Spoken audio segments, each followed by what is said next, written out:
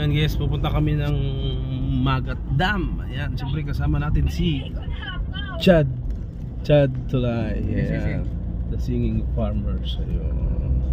So pupunta mo kami ng dito sa Isabela, yun yung Magat Dam. So first time nating mararating yung Magat Dam guys.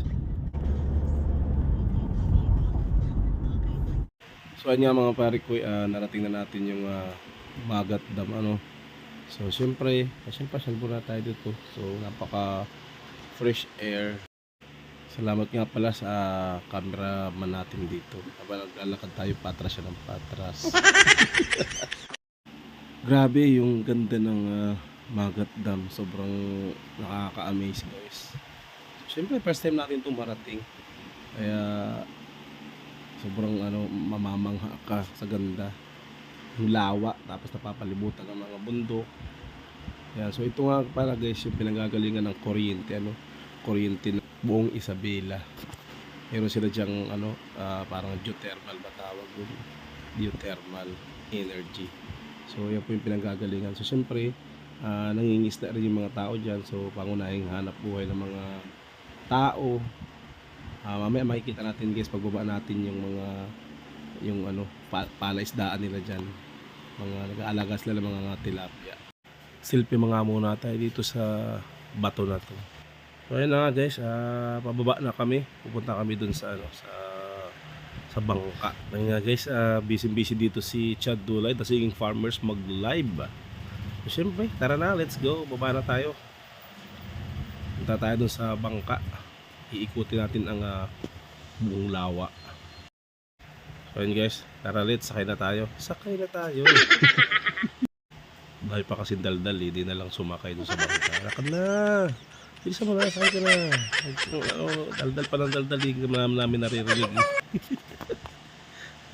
Dadaldal pa yan. Sana safe tayo lahat, no?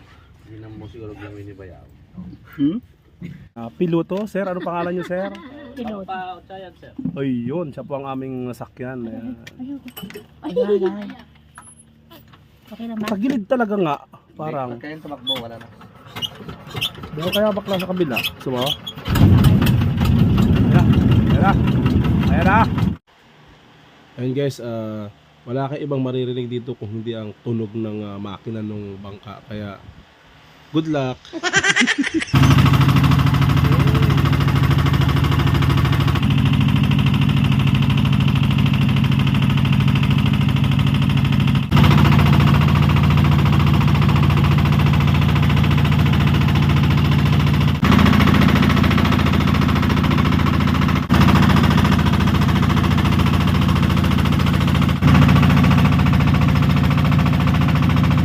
Ito nga pala guys yung palaisdaan, no? Yan.